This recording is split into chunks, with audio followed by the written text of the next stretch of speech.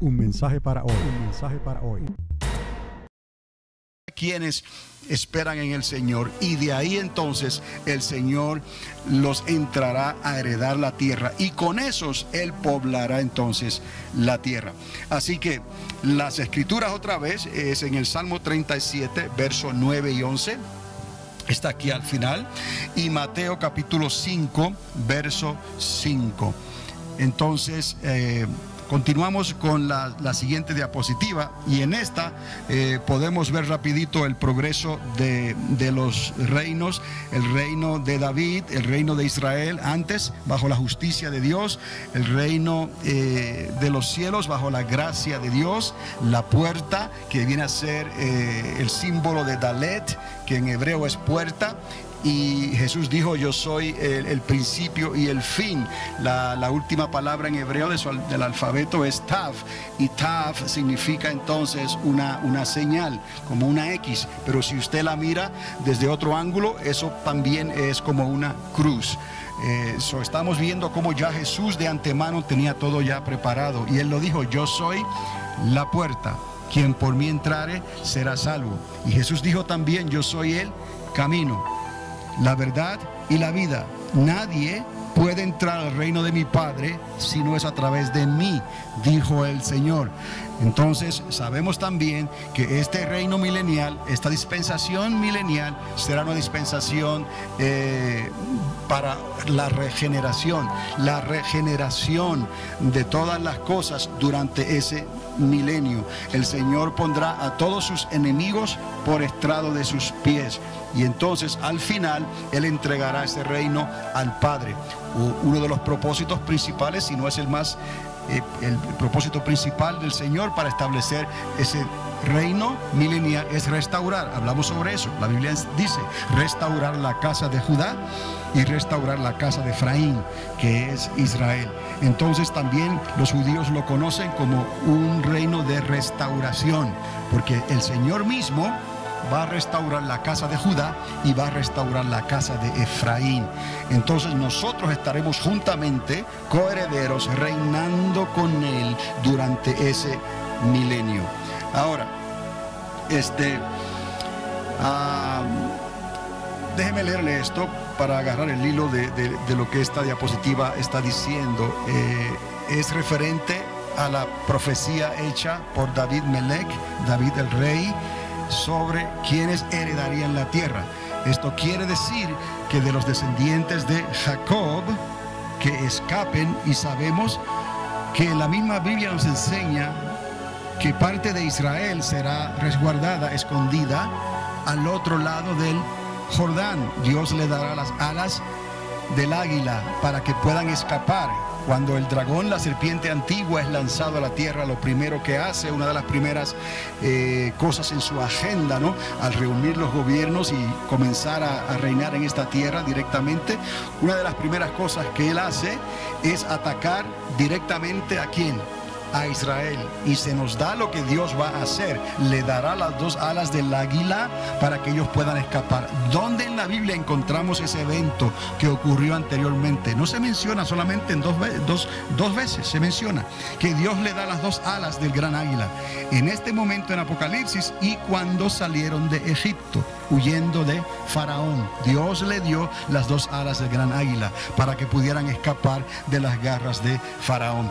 Entonces la descendencia de Jacob serán escondidos esos al otro lado del Jordán durante ese tiempo que se le llama el día de angustia de Jacob. Y también de los descendientes de los gentiles que sean mansos y esperen en Dios. Y ahora sí podemos atar los cabos bíblicamente y demostrar que además de los que Dios va a guardar de Israel durante ese periodo de la grande tribulación, también eso confirma lo que dice el profeta también Ezequiel y Zacarías sobre esos que van a entrar al reino milenial de Cristo, que escaparán de entre las naciones de la tierra. Y más adelante veremos el versículo donde se menciona eso en Zacarías. Así que con este grupo Dios comenzará otra vez a poblar la tierra durante 1000 años. Esa pregunta había que contestarla. No era cuestión de decir eso es simbólico o no está en la Biblia. Sí está en la Biblia y no es solamente simbólico, tiene una explicación. Por eso estamos haciendo estos estudios, para mostrar bíblicamente algo que tenga sentido, para que la gente pueda entender y tomar una decisión voluntaria, en realidad, de servir a Dios ante la competencia que hay de tantos dioses allá afuera, de tantas profecías de lo que va a pasar o que va a ocurrir en el 2012, por ejemplo. En este tiempo la gente necesita tomar una decisión concreta, una decisión que ellos puedan verdaderamente arrepentirse, darse cuenta que están mal y que si no es por Cristo Jesús, se perderán eternamente y para siempre. Esto nos ayuda a nosotros a entender esto para poder entonces hablarlo, porque si no lo creemos, ¿cómo lo vamos a enseñar? Si no creemos que Cristo está a las puertas, que ya viene, ¿cómo vamos a hablar con esa convicción de que nosotros podemos ser la generación? Y en mi caso, si me pregunta a mí, yo les digo que yo creo ya que esta es la generación que va a ver estas cosas. Amén. Pero si no lo creemos, ¿cómo lo vamos a hablar y lo vamos a predicar? Haciendo siempre la aclaración que nadie puede poner el día ni la hora, pero sí sabemos los tiempos en que estamos viviendo. El día y la hora solo lo sabe nuestro Padre que está en los cielos. Y ya para este tiempo, el Señor Jesús, cuando le habló a los discípulos, al salir les dijo: solo lo sabe mi Padre. Pero nosotros entendemos que ya el Señor mismo está preparado para regresar a esta tierra por segunda vez. Entonces, ahora vayamos a las profecías de Zacarías, capítulo 1 al 14. Y quiero hacer tomar un tiempo solamente de una página aquí, para mostrarles algo muy significativo, y yo espero que usted también lo pueda ver y lo pueda entender. Esto no lo digo yo, esto lo dice la palabra, y yo espero que la misma palabra traiga convicción cuando tú lees la palabra y te das cuenta de esto que está aquí mencionado, que esto tiene sentido y que no es simplemente números que están en el aire o en las páginas de la Biblia. Jeremías, el profeta, él profetizó sobre el yugo de babilónico. Jeremías habló del cambio de gobierno. Jeremías dio 70 años para ese yugo babilónico. Pero él no fue el único profeta que calculó 70 años. Es que hay una diferencia. Uno calcula 70 años bajo el yugo babilónico y otro calcula 70 años desde que Nabucodonosor destruye el templo en Jerusalén hasta que en los días de Esdras y Nehemías el templo es rededicado otra vez. Pero en ambos casos queda probado que ambos tiempos fueron 70 años. Bajo el cambio de gobierno, bajo el yugo de Nabucodonosor, estuvieron 70 años, y desde que el templo fue destruido hasta que fue dedicado otra vez, también ocurrieron 70 años. Jeremías profetizó sobre el yugo babilónico. Zacarías profetizó sobre la restauración. De aquí comenzamos hablando de estas cosas. Recuerde, Zacarías está profetizando y hablándole al pueblo que ya regresó de Babilonia para que se pusieran a cuentas con Dios. Y luego Esdras y Nehemías escriben sobre esto. Zorobabel, de la descendencia de David, Zorobabel, él estaría a cargo también de la construcción, y vemos un tipo de Zorobabel en el Mesías también durante el milenio de Cristo. Pero no va a ser Zorobabel, va a ser Jesucristo mismo. Se encargará de los planos y de la construcción del cuarto y último templo. Y ya hablamos sobre eso. Hubo un primer templo, el templo de Salomón. Hubo un segundo templo, que es este templo que fue destruido y restaurado, y luego Herodes el Grande casi lo termina de restaurar. Y luego los romanos en el año 70 de nuestra era, el emperador Tito destruye ese templo, los muros, y quema la ciudad en el año 70 también, que no está aquí mencionado, otra casualidad. Y de ahí ya no ha habido más templo. Cuando vamos a Jerusalén, lo que encontramos son los muros en el lado del occidente, en el lado oeste. Encontramos ese muro que es de la reconstrucción que hizo Herodes el Grande. Ahora, entonces todavía eso no contesta al siguiente templo, que sea el número 4. ¿Por qué no? Porque el templo que va a ser construido será de corta duración, y ese será el templo número 3. ¿Está conmigo? Ese es el templo que los judíos ya tienen sus planos. En una ocasión se lo presenté aquí, una diapositiva, un video, mejor dicho, con los planos del templo que se va a construir en Jerusalén de un momento a otro. Ya tienen los planos, ya tienen los materiales, tienen los instrumentos, tienen todo lo que necesitan, las vestimentas, todo está listo para la reconstrucción de ese tercer templo. Pero ese no es el último templo. Ese templo será de corta duración. ¿Por qué lo sabemos? Porque a la mitad de esa última semana, ¿no?, ese templo será profanado. Ahora, en el milenio de Cristo, en el reino milenial, ese es el cuarto y último templo terrenal en la tierra. Esa construcción estará supervisada, dirigida directamente por nuestro Señor Jesucristo. Y ahí es donde se va a restaurar entonces el sacerdocio levítico, el culto, las fiestas y todo, que ya les hablé también, será algo en realidad simbólico. Pero se habrá de llevar a cabo. Y en base a la obediencia, los reyes de la tierra, las naciones de la tierra que poblen el milenio, ellos serán juzgados en base a la obediencia. Ahora, volviendo a esto, Jeremías profetiza sobre el yugo babilónico, 70 años. Zacarías sobre la restauración, pero Zacarías cuenta los años desde la destrucción del templo hasta la dedicación, que son también 70 años. ¿Casualidades? Dios no se equivoca. Ambos utilizan una referencia de 70 años. Ahora, Daniel hace referencia a ¿cuántas semanas? 70 semanas. Pedro hace referencia a ¿cuántas veces perdonar al hermano? 70 veces. Jesucristo le contesta y le dice 70 veces 7. Hoy día la nación va a cumplir 70 años en el año 2018. Recuerde, nadie puede poner día y hora, pero sí podemos darnos cuenta de los tiempos que estamos viviendo. Y esto no hay quien lo niegue. Israel va a cumplir 70 años literalmente. ¿Por qué lo sabemos?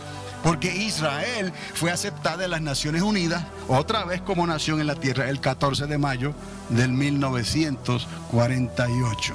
Entonces, en el 2018 cumple 70 años. ¿Deberíamos considerar esta numerología? Mi respuesta es sí. Usted responda como usted quiera, pero yo en mi casa serviremos al Señor. ¿Me explico? Hay cosas que es de decisión personal. ¿Por qué? Porque el Espíritu Santo le está hablando a la iglesia. No hay nada de malo, por decirlo así, en considerar que algo significativo pudiera ocurrir para el 2018, porque Israel cumple 70 años. ¿Basado en qué? En que la numerología del 70 históricamente ha tenido un significado extraordinario en el patrón y en la historia bíblica, que no se debe de pasar por alto. Si usted me pregunta a mí, yo considero estas cosas no como una casualidad, ni menos como una coincidencia, sino en los planes de Dios. Dios hace las cosas, Él es soberano como Él quiere, y nos deja saber muchas cosas a través de su numerología. Y hablamos sobre la numerología. Por ejemplo, el número preferido de Dios, ¿cuál es? El 7. El número que Dios le designa al hombre es el 6. ¿No? Número de la Trinidad, por ejemplo, aunque la Trinidad no aparece en la Biblia, pero es el 3.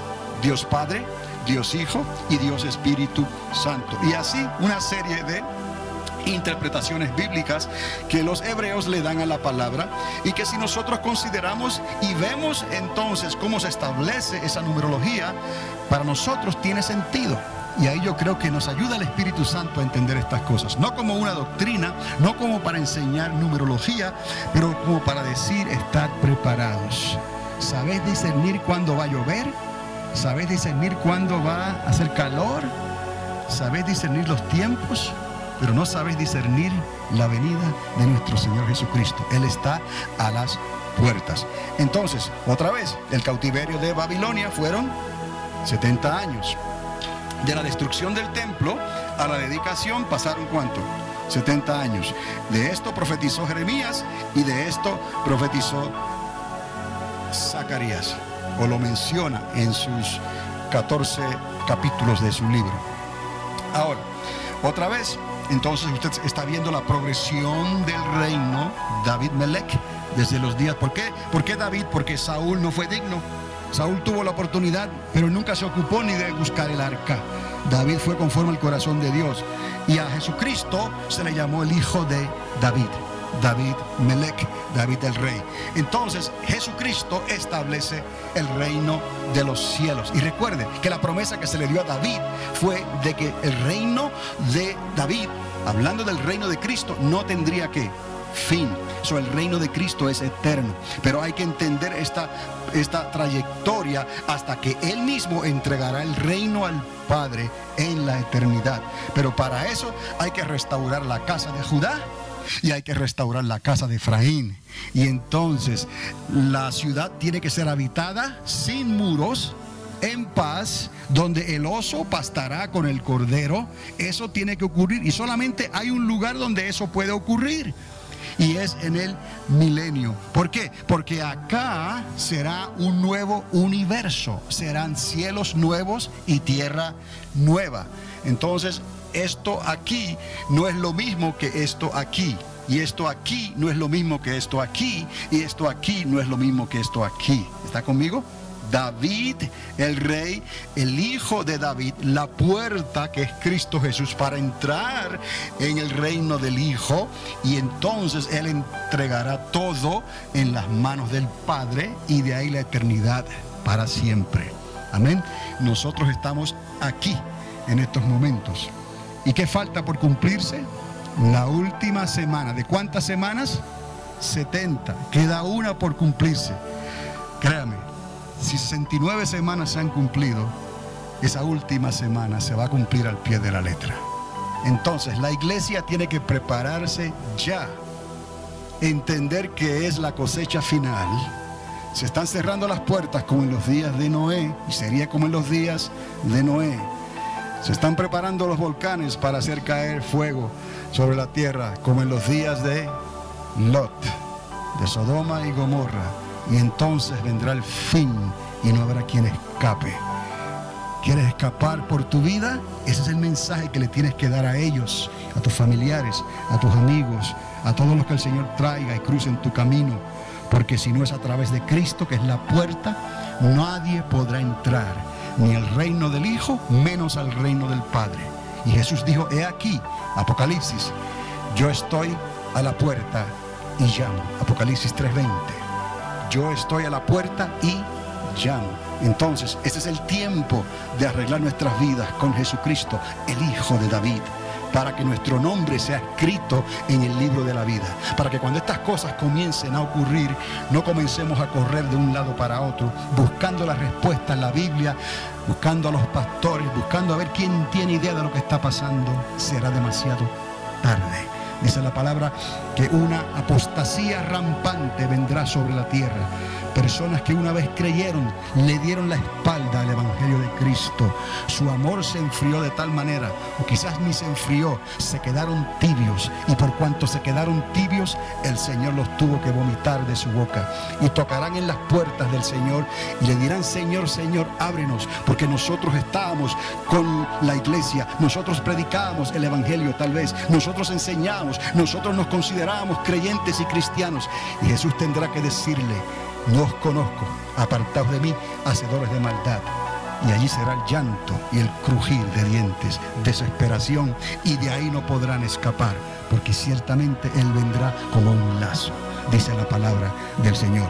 Entonces es necesario que nosotros, la iglesia, primeramente entendamos esta proyección para poder hablarla con convicción, porque si no estamos hablando algo más bien superficial, como que sí o como sí que no, y eso no trae convicción, ¿ves?